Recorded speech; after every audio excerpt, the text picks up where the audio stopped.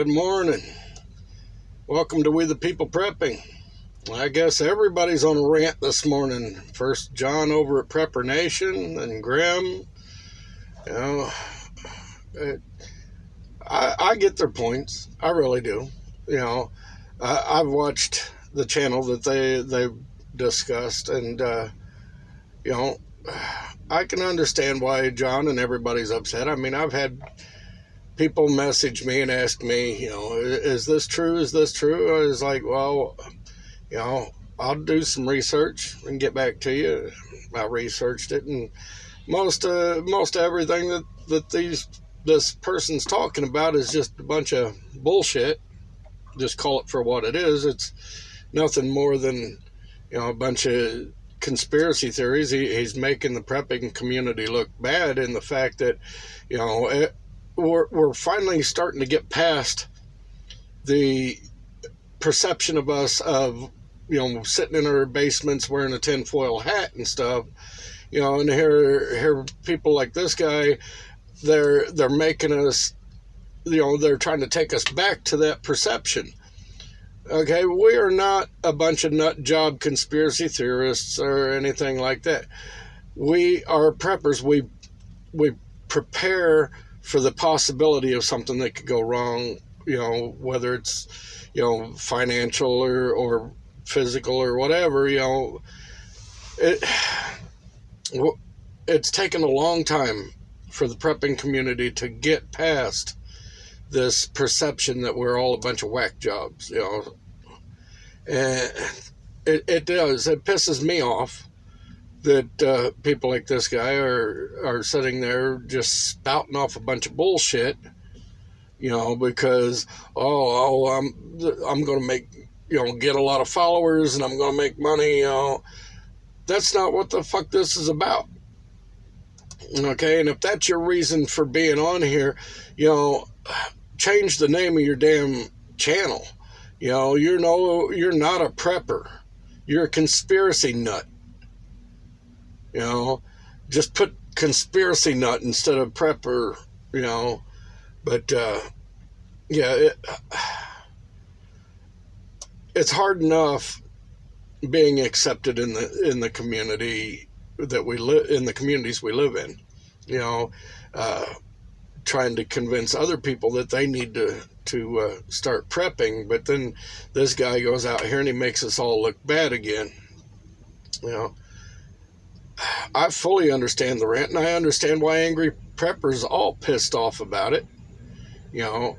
And then this guy wants to sit there and bag on real preppers, people that actually do real research and talk about real subjects, you know, while he sits over there and spouts a bunch of nonsense, you know. But I've got lots of rants myself. I mean, you know, the other day I posted a video about Taco Bell trying to short me. You know, yeah, okay, here's the deal. They shorted me 31 cents. Now, is that a big deal? Not really. But if I let people just keep shorting me money, I mean, you know, if I go someplace and I let them short me 31 cents here, 50 cents there, you know, 80 cents at another place, that shit adds up. Okay? And for them to sit there and give me the bullshit excuse about there being a coin shortage in this country, that just pissed me off. So yeah, I stood up for myself, and then I got some emails from some people calling me a Karen, you know, because I went the fuck off about it and made a big scene out of it. Well, you know, somebody has to stand up and make a scene about it. If that makes me a Karen, so fucking be it. I'll be a Karen. Okay? But, you know, I'm not going to sit here and get ripped off every time I turn around. The government fucks me enough. I don't need everybody else doing it too. You know, I mean, I'm normally a nice guy, but I am fed up with being taken advantage of by people. You know, and I'm sure there are plenty of other people out here that feel the same way. It's gotten out of control. I mean, if I don't stand up and say something, who's going to? I've seen it. I've watched this happen at many a truck stop. They short the guy his change and then tell him, oh, well, it's a coin shortage. I'm sitting back there thinking, what the fuck, don't make him suffer the loss. If there's an inability to give us our change, then you take the loss, not me. It's that simple. You're a big corporation. I'm an individual, and people think, oh, well, it's just a little change. It's just a little change. Yeah, well, I take a little bit of change every time I go home. I empty out my pockets and I throw it in a damn change jug. And hell, I've got hundreds of dollars worth of change sitting in 5-gallon buckets because of this. And I take it and, I'll cash it in every now and then. When they were earlier this year, when they were claiming there was a coin shortage, I took all my buckets of change and I went up and I cashed them all in. Okay? I figured out if they're having a problem with change, I'll give them all I've got. But there is no coin shortage. And if there is, it's being done deliberately so that you'll use electronic forms of payment rather than to use cash. That way they can see what the hell you're buying. I mean, you think your banks don't give that information out? Well, he buying stuff on Amazon. He's buying this or that. He's going out to eat here or going out to eat there. It's all a big fucking scam in order to get your information. And be able to control you better. But if I'm a Karen because I bitch about it, then so be it. I'm going to stand up for myself. If that bothers people, fuck off. I don't care. I'm going to do me. I don't care if other people like me. I don't care if they hate me. Makes no bit of difference to me. It's not a bit of skin off my ass.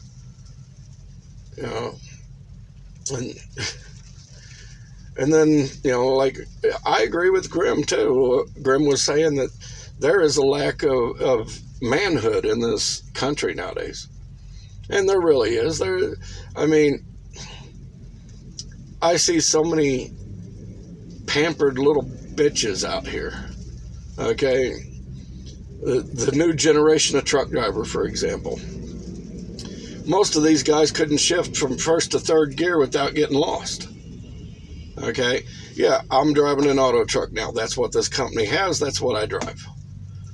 But there ain't a damn truck I can't drive. Hell, I started out on an old 68 International twin stick where the PTO was behind the damn seat. So anytime I'd go to switch gears from high range to low range, I'd have to reach behind the seat and switch back there. And in order to switch it, it had two sticks. You had the low range stick and the high range. You'd have to stick your arm to the steering wheel, pop the low range out, put the high range in, and then when you downshifted, you had to do the same damn thing in reverse. Okay? I can drive 8s, 10s, whatever the hell you got, 9s, 13s, 12s, 18s. I love an 18 speed. But most of these guys out here couldn't even drive a stick shift car, let alone a damn stick shift truck.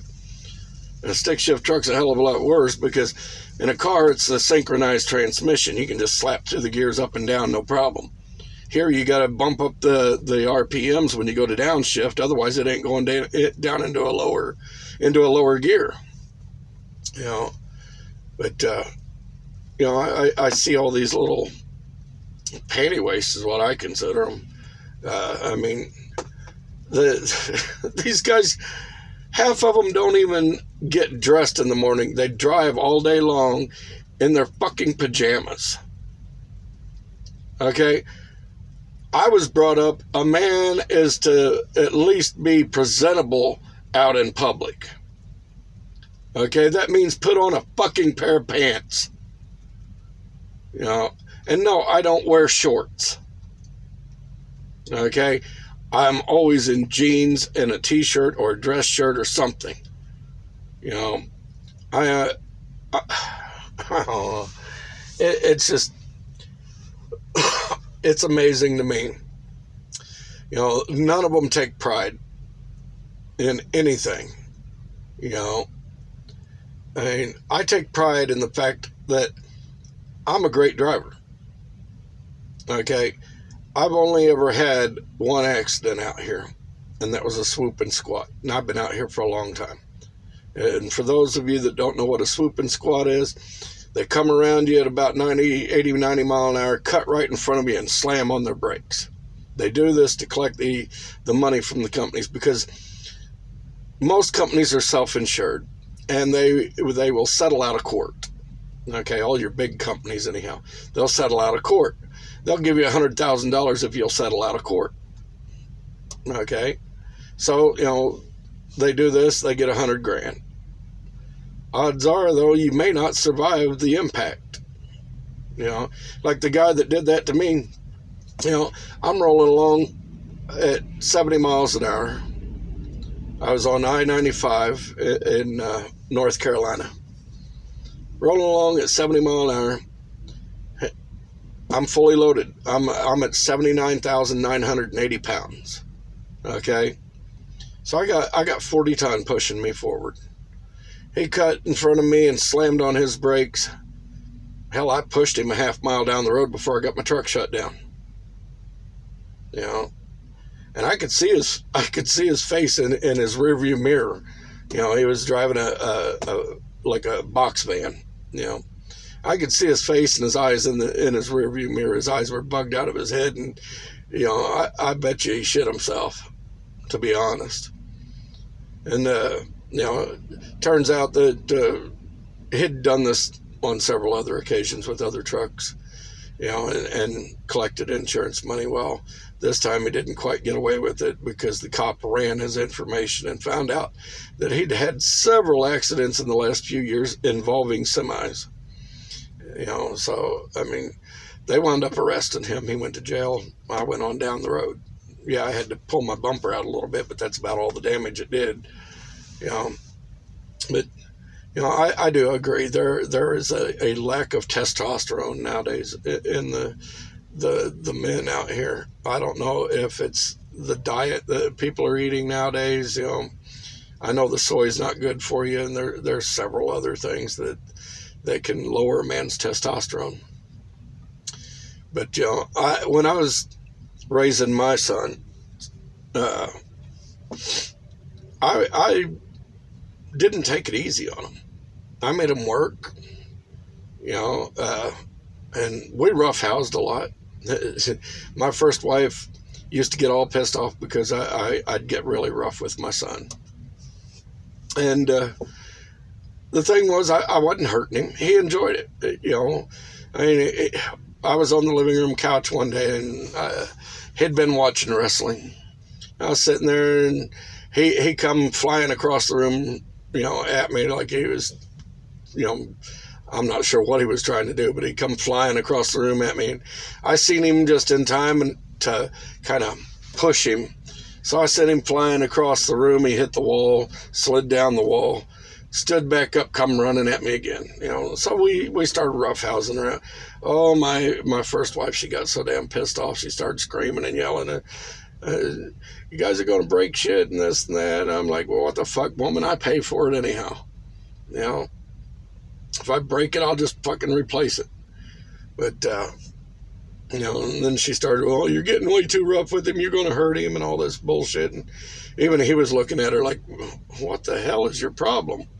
You know, we were just having some fun. But, you know, she wanted to raise him up as this little Nancy boy. And no, not my son, no. You know, and hell, I used to take him out. We'd put on boxing gloves. We'd go out in the backyard and just practice boxing, and yeah, beat the crap out of him. It was fun. You know, I ain't gonna lie. I mean, I wouldn't hurt him or nothing, but I'd beat him down. You know, just teaching him how to fight. You know, and that worked to his advantage whenever he got picked on and stuff. You know, because I'm the kind of father. I told him, look, you know, I ain't abdicating for you to start no shit in school. But I'm also going to tell you, don't take no shit. And don't back down from nobody. I don't give a fuck how big they are. Because the minute you back down, you're showing weakness, and they're gonna take advantage, and you'll never get them to leave you alone. So even if you stand up and they kick your ass, at least you stood up for yourself. You know, people need to go back to raising their kids that way. You know, and I don't care what Child and Family Services says or nothing like that. My kids got their asses blistered whenever they needed it. You know, I didn't beat my children, but I did bust their ass. You know, and no, I didn't do it when I was pissed off. I'd give myself time to cool down. I'd send them to the room and tell them, look, you know you got an ass whooping coming. Go back there and think about it while I cool down. You know, but too many people raise too many pussies. That's really what they are. I mean, you know, my stepson right now, his dad has custody of him, and he wants to raise him up to be a little pansy. You know, I mean, when I first got with my wife and I met her son, he would cry just by me raising my voice to him. You know, but yet he would draw back on his mom like he's going to hit her and shit. You know, I put a stop to all that. And I'm still struggling with him because his dad, you know, has custody of him most of the time. But you know, I broke him of the habit of thinking that he can hit a woman. You know, I've taught him to you know, take an ass whooping when you got it coming. You know, I'm teaching him how to fight. His dad hasn't taught him nothing about defending himself. He gets picked on all the time in school. Well, I wonder why. His dad tells him to go tell a teacher and all this bullshit, and then he's the one that winds up in trouble anyhow when he goes and tells the teacher. Plus, he winds up getting the shit kicked out of him later on because he went and told the teacher. You know, don't make no sense to me. I mean, when I was growing up, if we had a problem with each other during school, man, we'd wait till after school and kick the crap out of each other behind the school. You know, I mean, winner walks away, loser lays there and bleeds. You know, it's just that simple. You know, and the thing was, I mean, you know, we'd get into fights with each other, and then the next day or two, we'd be friends again and shit. That's what kids do. But, you know, the thing is, we're taking that all away from them. You know, no, I don't believe in bullying, but, you know, bullies helped me out a lot, actually, because, you know, when they started bullying me, I didn't take the crap. You know, my grandmother, she told me, look, if you don't stand up for yourself, I'm beating your ass when you get home. You know, so I always stood up for myself. And then as I got older, I stood up for the little guys that were getting picked on.